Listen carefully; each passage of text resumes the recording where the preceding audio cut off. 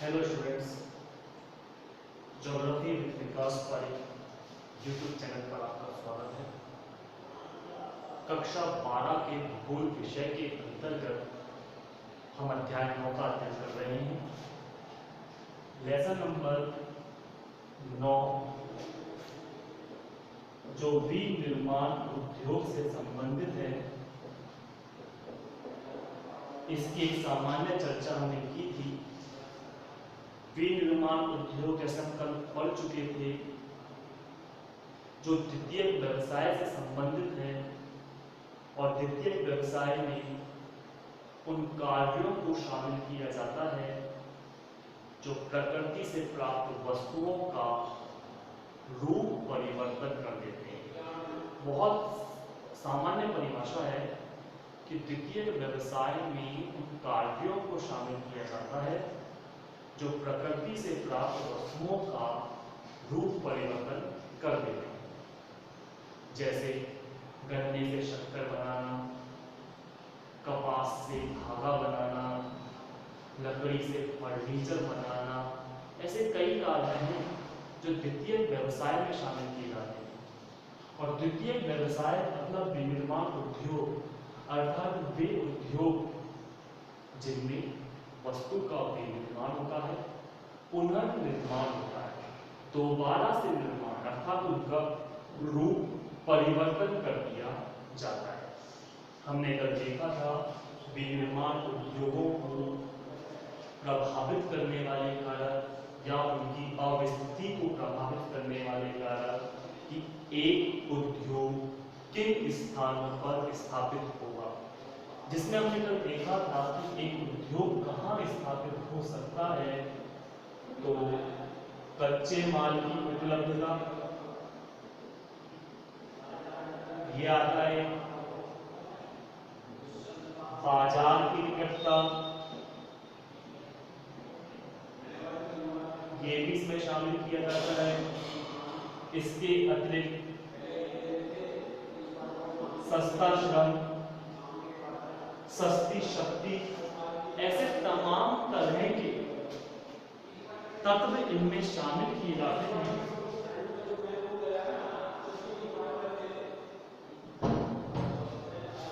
तमाम तरह के तत्व शामिल किए जाते हैं कि सस्ता श्रम हो गया, सस्ती शक्ति है, इसके अलावा सस्ता परिवहन भी शामिल किया जाता है।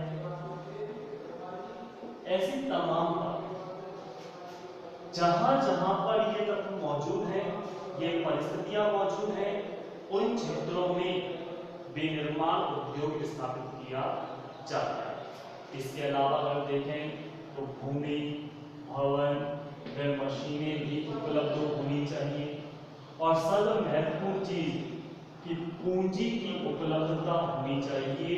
पूंजी के बिना इसका कोई अस्तित्व नहीं है। अर्थात किसी भी उद्योग को स्थापित करने के लिए पूंजी महत्वपूर्ण कारक। आइए आज उसी क्रम में हम एक महत्वपूर्ण टॉपिक अपना चलते हैं, उद्योगों के प्रकार। ध्यान दीजिए, सबसे पहले जो प्रकारों में आता है वो आता है भूमिका के आधार। भूमिका के आधार पर दो प्रकार के उद्योग हैं, एक उपभोक्ता उद्योग और दूसरा आधारभूत उद्योग। उपभोक्ता उद्योग नाम क्या पड़ेगा? वे उद्योग जिनमें उत्पादित माल सीधे ही उपभोक्ताओं तक पहुंचा दिया जाता है। ध्यान दें, वे उद्योग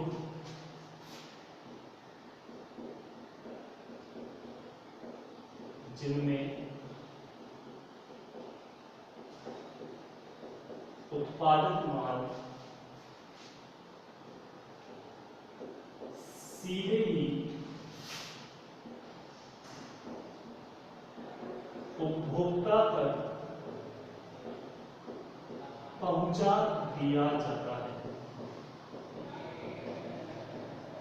अर्थात माल निर्मित हुआ, वस्तु का उत्पादन किया, उसका कोई रूप परिवर्तन न करके उसे पहुंचा दिया गया उपभोक्ताओं में। जैसे दंत मंजन हो गया, दंत मंजन निर्मित हुआ, पेस्ट पाउडर जो भी है, और पहुंचा दिया उपभोक्ताओं के पास। दिया सलाई मतलब माचिस उद्योग, माचिस बनी, पैक की और पहुंचा दी उपभोक्ताओं के पास। तो वे उद्योग जिनमें उत्पादित माल सीधे ही उपभोक्ता तक पहुंचा दिया जाता है, और मोस्टली जो उद्योग होते हैं वो उपभोक्ता उद्योग होते हैं। लेकिन कुछ ऐसे उद्योग हैं जिनमें उत्पादित माल सीधे उपभोक्ता तक नहीं पहुंचाया जाता, अपितु उत्पादित माल का भी रूप परिवर्तन किया जाता है। जैसे आधारभूत उद्योग, क्या है इसका परिभाषा देखिए, वे उद्योग जिनमें तैयार माल अन्य उद्योगों के कच्चे माल के रूप में इस्तेमाल किया जाता है।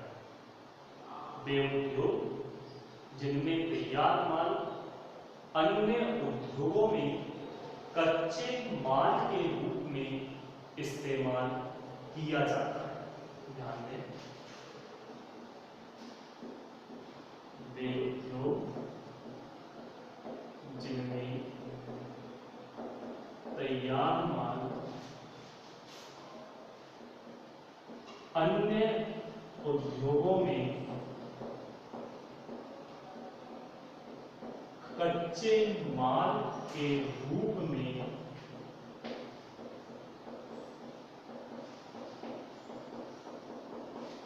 इस्तेमाल होता है। अर्थात एक उद्योग में तैयार माल दूसरे उद्योग में कच्चे माल के रूप में। एग्जाम्पल आप देख सकते हैं,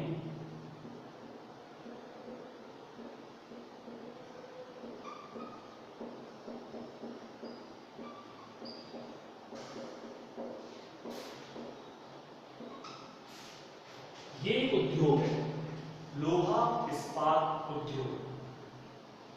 लोहा इस्पात उद्योग में क्या बनेगा, जरा सोचें।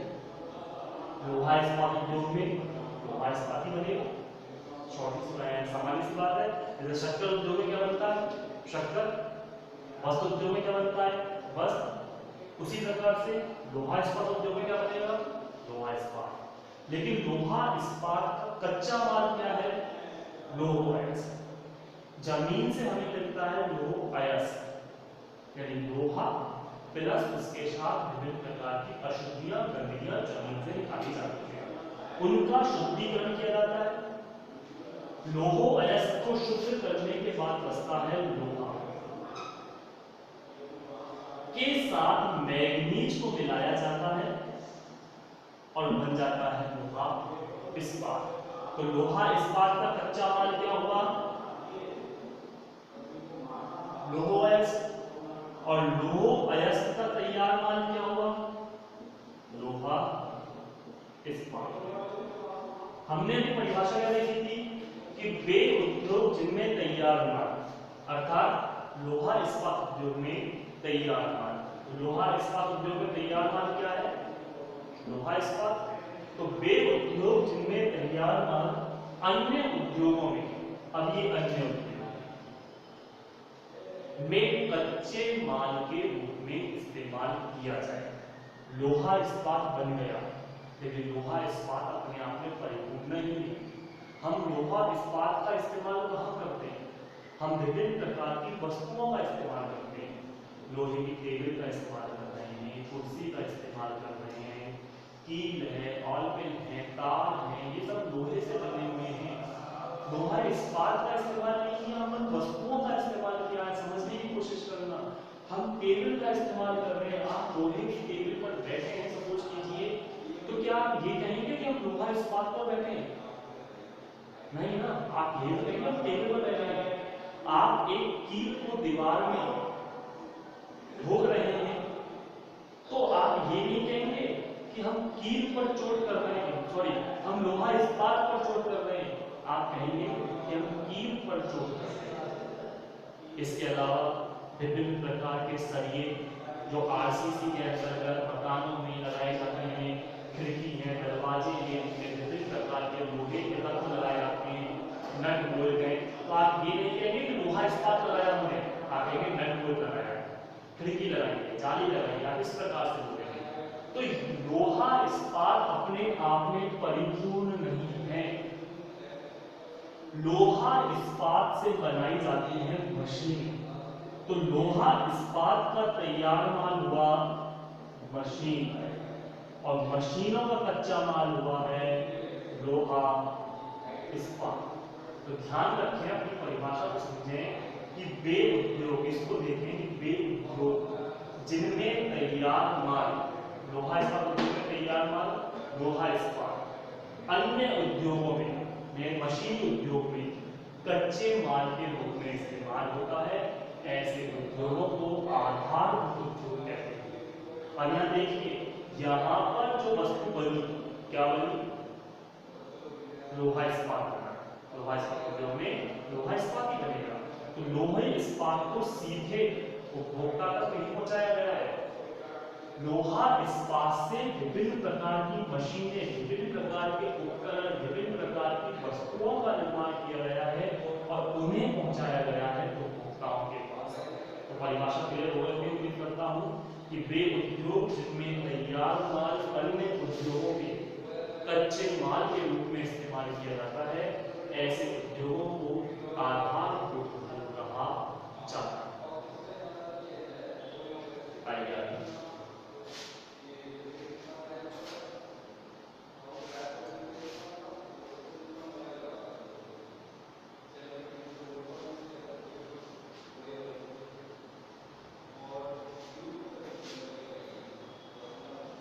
दूसरा प्रकार जो आता है उद्योगों का, वो आता है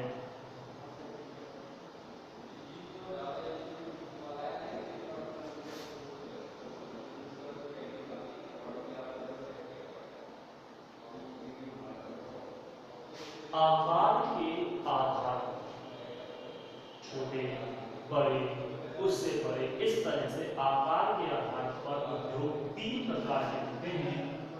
पहला कुटीर उद्योग, दूसरा लघु उद्योग और तीसरा बृहद। आइए बात करते हैं सबसे पहले कुटीर उद्योग। कुटीर उद्योग वे उद्योग होते हैं जिनमें कार्य करने वाले श्रमिकों की संख्या एक परिवार के अंतर्गत ही होती है। परिवार के मेंबर ही उस कार्य को करते हैं, किसी बाहरी श्रमिक की इसमें आवश्यकता नहीं पड़ती, और श्रमिकों की संख्या जो होती है वो लगभग 5 से 10 के बीच होती है। इनमें किसी भी प्रकार की मशीनों का इस्तेमाल नहीं किया जाता, अपितु साधारण उपकरणों का ही इस्तेमाल करके अपनी अर्थव्यवस्था को, अपनी आजीविका को कमाया जाता है। जैसे बीड़ी उद्योग, ये एक सामान्य कुटीर उद्योग है। कुटीर का मतलब क्या होता है? घर, अर्थात घर से संचालित होने वाले उद्योग। बीड़ी उद्योग में क्या है? तेंदू का पत्ता होता है, एक वृक्ष होता है तेंदू का पत्ता ले लीजिए, तंबाकू, धागा और कैंची। इसके अलावा किसी चीज की आवश्यकता ही नहीं है बीड़ी बनाने में। तेंदू के पत्ते को डिजाइन में काटिए, तंबाकू खाइए, फोल्ड कीजिए, धागे से बांधिए, बीड़ी तैयार है। अब इस कार्य को एक परिवार के मेंबर कर सकते हैं, इसमें किसी भी प्रकार की कुशलता की आवश्यकता नहीं है।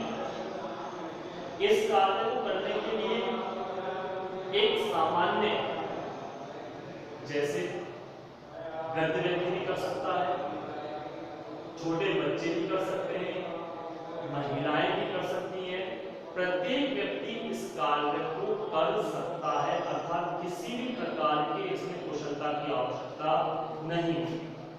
इसके अलावा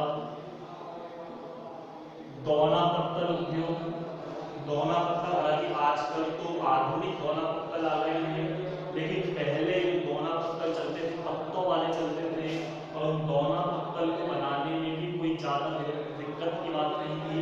पत्तों को आपस में लकड़ियों से जोड़कर, छोटे छोटे तिनकों से जोड़कर पत्तल का और दोनों का निर्माण कर लिया जाता है। तो ऐसे दोना पत्तल उद्योग, बीड़ी उद्योग, ये वे उद्योग है जो कुटीर उद्योगों के अंतर्गत संचालित किए जाते हैं। तो कुटीर उद्योग की हमने बात की, वे उद्योग जिनमें कार्य करने वाले श्रमिकों की संख्या 5 से 10 के मध्य होती है, जिनमें किसी भी प्रकार की कुशलता की आवश्यकता नहीं होती, और परिवार के समूह ही, परिवार के मेंबर ही इस कार्य को कर लेते हैं, ऐसे उद्योग कुटीर उद्योग कहलाते हैं। बात करें नंबर 2, लघु उद्योग। इस उद्योग में श्रमिकों की संख्या 10 से लेकर 50 तक हो सकती है। इसमें छोटी मशीनों का सहारा लिया जाता है और कार्य को पूरा किया जाता है। इसमें कई बार कुशल श्रमिकों की भी आवश्यकता पड़ती है, जैसे घर के अंतर्गत घरेलू रूप से फर्नीचर बनाए जा रहे हैं, टेबल है, कुर्सी है, चारपाई है, इसका निर्माण किया जा रहा है। इसके अलावा डेयरी, पशुपालन किया जा रहा है, पशुओं का दूध निकाल कर बेचा जा रहा है। तो इसमें कार्य करने वाले श्रमिकों की संख्या कुटीर उद्योगों से ज्यादा होती है, तो इसलिए इन्हें लघु उद्योग कहा जाता है। इन दोनों के अंतर्गत ही पूंजी का जो निवेश किया जाता है वो कम किया जाता है। भारी पैमाने पर पूंजी का निवेश नहीं किया जाता। व्यक्ति अपनी आवश्यकता के अनुसार, अपनी अर्थव्यवस्था के आधार पर इसमें पूंजी का निवेश करता है और उसी के अनुसार उत्पादन किया जाता है। वहीं तीसरा आता है वह नाम के अकॉर्डिंग। इस उद्योग के अंतर्गत कार्य करने वाले श्रमिकों की संख्या बहुत अधिक होती है, बहुत ज्यादा। इसमें पूंजी का निवेश भी भारी पैमाने पर किया जाता है, करोड़ रुपए की इसमें पूंजी का निवेश किया जाता है और भारी पैमाने पर उत्पादन किया जाता है। ये उद्योग ऐसे नहीं होते कि आज शुरू किए और कल बंद कर दिए।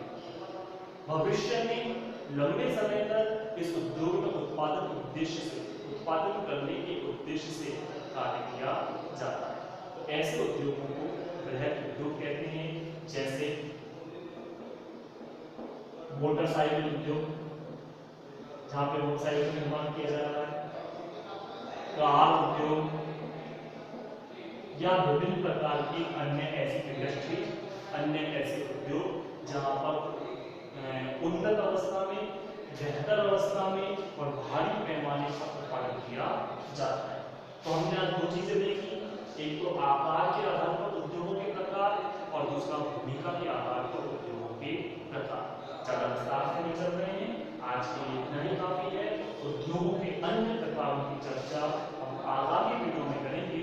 तब तक के लिए आप देखते रहिए अपना YouTube चैनल